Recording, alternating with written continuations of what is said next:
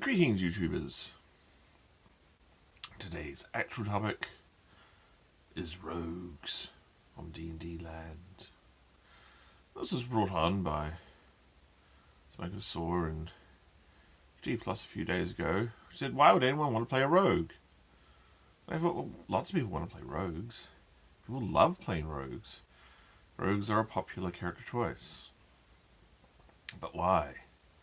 Why would you want to play a rogue? Well, a rogue is that character.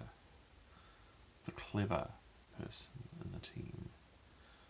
The sneak, the thief, the con.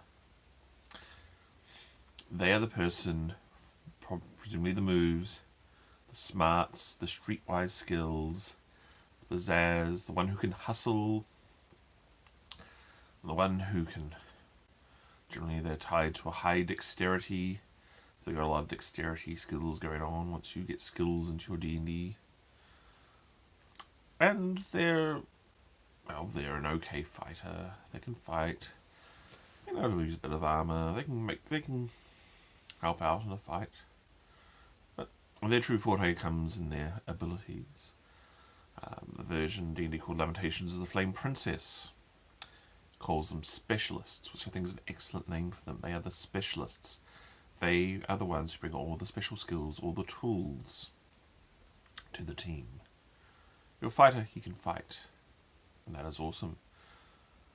And your girl magic users, be they of the arcane or the priestly persuasion, bring magic, which is very powerful. But your specialist, your thief, your rogue, brings all those mundane skills, those things that maybe you've overlooked, that will definitely be handy. So, the rogue is the skills person, the person who knows how to get in through a door, how to get over a wall, how to blend in, how to sneak through somewhere, how to get past a guard. He doesn't do it through magic, he does it through skill and wit and guile. And that's very appealing to many players. They want to be in this fantasy world and they want to live by their wits. They want to live by their skills. They don't want to just cast a spell and bypass the situation. They want to triumph over it by imagining that their character is just clever and brilliant and skilled at whatever it is they're doing. Whether it is nicking something or getting past the defences, or finding that trap. There's a lot of trap finding in versions of rogues. But they are the people who are skilled. They have awesome skills. So, but how awesome are their skills? How awesome should they be? If we go back to the older versions, there was a strong assumption, unfortunately never actually written down, but a strong assumption that the thief skills bordered on supernatural ability. When it said a thief could move silently, they made no sound at all.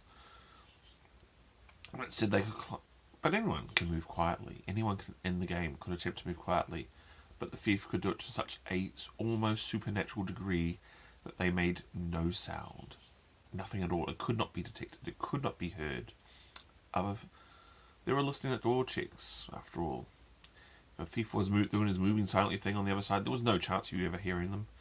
That could not be done. You could not hear them. Their hide and shadows ability. Anyone could hide. Anyone could duck behind a crate. Anyone can hide behind a pillar and not be seen. The thief could turn themselves almost invisible. All they needed was a bit of a shadow to hide in, and whoop, they'd be gone. Again, almost supernatural. Bordering on the impossible. And so on with all their abilities. Climb walls. To most people, a wall is an impossible barrier. A thief would see out the small cracks and crevices.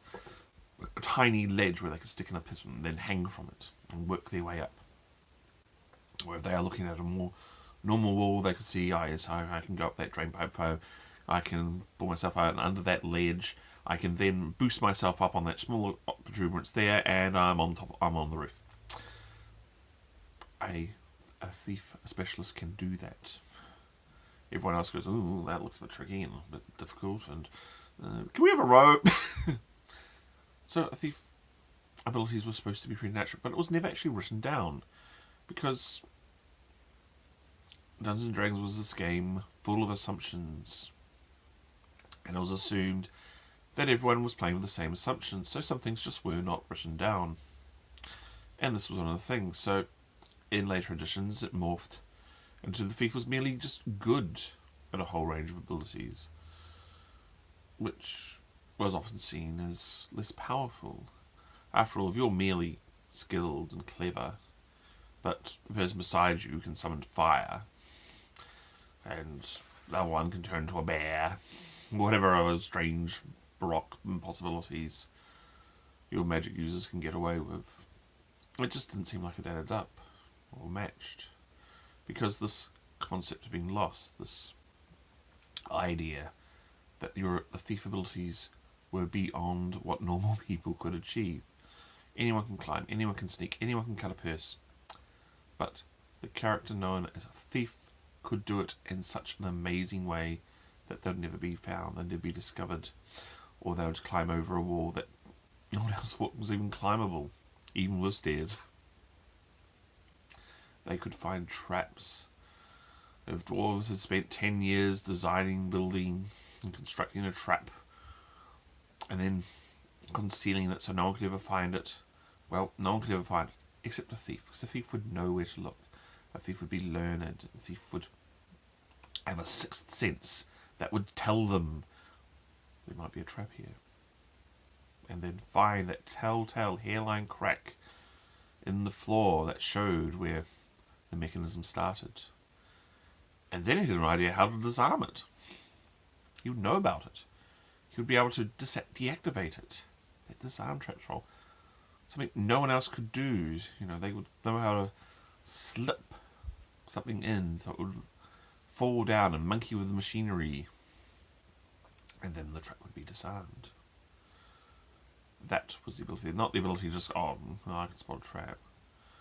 That anyone can spot traps, but you know, and I'm better at it. You could spot things that no one else could spot.